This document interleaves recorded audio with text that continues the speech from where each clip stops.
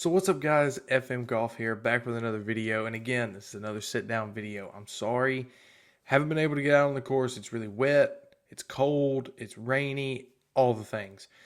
But what I'm going to do is I thought about starting a series entitled Golf Basics, and with the subcategory of this video being golf's unwritten rules. I have 9 of them, so I hope you're ready to hopefully learn a few things if you're new to the golf game. I love golf.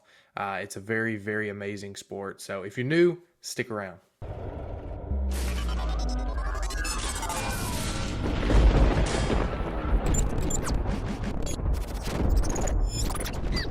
So like I mentioned, I have 9 different unwritten rules of the game of golf. You may be asking yourself, what is an unwritten rule? Well, an unwritten rule basically is a rule that nobody has written down. Plain and simple. But no, for real. An unwritten rule is something that people know, but often don't discuss or talk about or anything like that. For a new golfer, these are going to be the rules that you don't know. But here are 9 of them, and let's get started. The first one is basically just pick up the pace and let faster players play through. Now, this is something that often frustrates a lot of people. If you're a slow player, i.e. a beginner, and you're on the golf course, then you need to let the players that are better than you in another group behind you play through. This is something that will do 2 things. One, it will pick up the pace on the course as a whole so that people behind you can actually get done in an adequate time. The other thing that it does is it allows you to not feel rushed. I know that a lot of golfers that either first start out or they're not as good as they want to be, they get frustrated when players are playing behind them, they're waiting, and they want to play fast. And playing fast for somebody that's not that good or a beginner, it's just not going to cut it. You're not going to play your best. You're not going to have fun. So let the faster players play through. So number 2 is more of like a golf course etiquette thing, and that's to keep your cart incognito. Now what that means is basically don't let your cart be visible to other players on like another hole. Like don't drive right in front of a person hitting in the fairway going to another green. Don't do that. You need to have cart etiquette, and that's one way that you could do that is just to be aware of your surroundings. If you're going to park your cart, park it out of the way, either, right next to a tree line or a body of water, something to where it's not in the way. So number 3, this is a unwritten rule that I see a lot of new golfers doing, or golfers that just don't know. And that's when you're on the green putting, do not walk in the line of somebody putting. Now what that means, somebody putting here and the hole is here, do not walk dead center.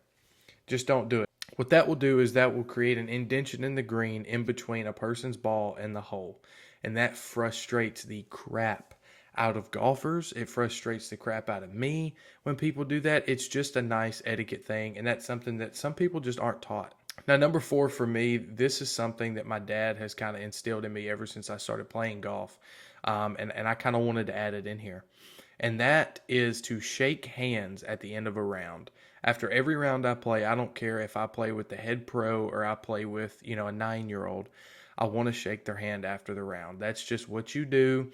It's common courtesy. It's very gentlemanlike, and the older generations will call golf a gentleman's game, and I agree. There's a lot of integrity involved in the game of golf, and with that comes being a gentleman or a lady, and, you could either shake hands, give a hug, because of COVID. Oh, can't really say that. But because of the pandemic, a little fist bump will do.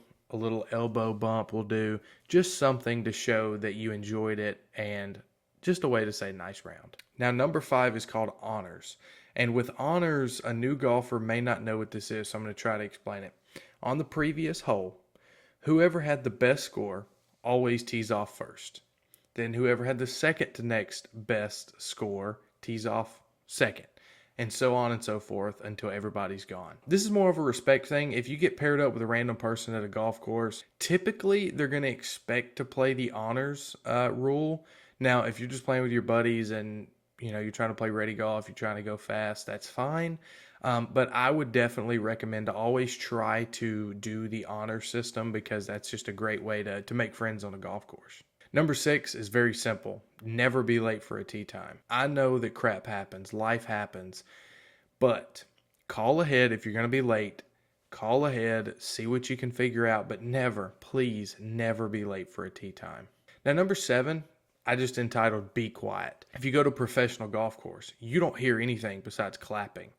And I think that at a country club or, a kind of an upper scale golf course, that's how it should be. There should be no noise. Everybody should be quiet. Now, you can celebrate if you make a fantastic shot. By all means, go ahead. But I personally don't like any loud music. I don't like a lot of like loud yelling, cussing, screaming, any of that stuff, unless it's celebration. If you got a hole in one, you made your first eagle, you made your first par for a new golfer, then that's okay to celebrate, but just kind of keep it down. Now, number 8 kind of ties in to number 3 in the putting line. And number 8 is to keep your shadow away from the person hitting. A lot of people don't think about a shadow because it's not that big of a deal. Shadows happen everywhere, inside, outside, it doesn't really matter. But shadows can have a huge impact on somebody's golf swing. Golf is the hardest game I have ever played. It takes so much mental toughness and effort to be able to consistently hit a golf ball accurately.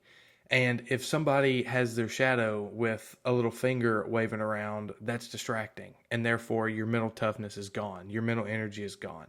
So just try to keep your shadows out of the way. Now, number 9, the last unwritten rule. And this actually is a rule some places, like you can be kicked off of a golf course if you don't do this.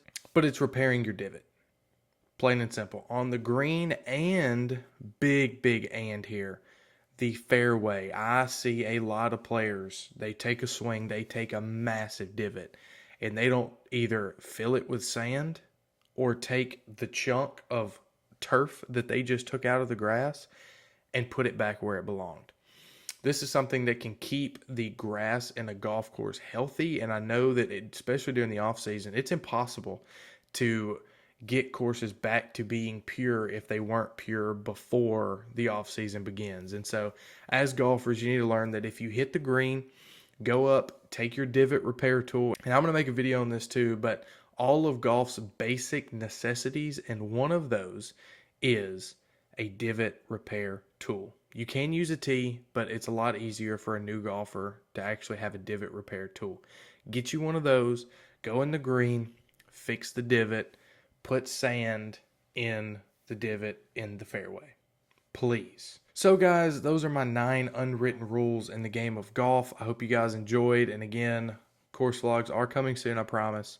But I thank you for watching these types of videos. I really feel a calling to get more people into the game of golf and try to teach people the game of golf. You can swing a golf club, but that does not mean you know about golf. Thanks for watching. See you guys in the next video.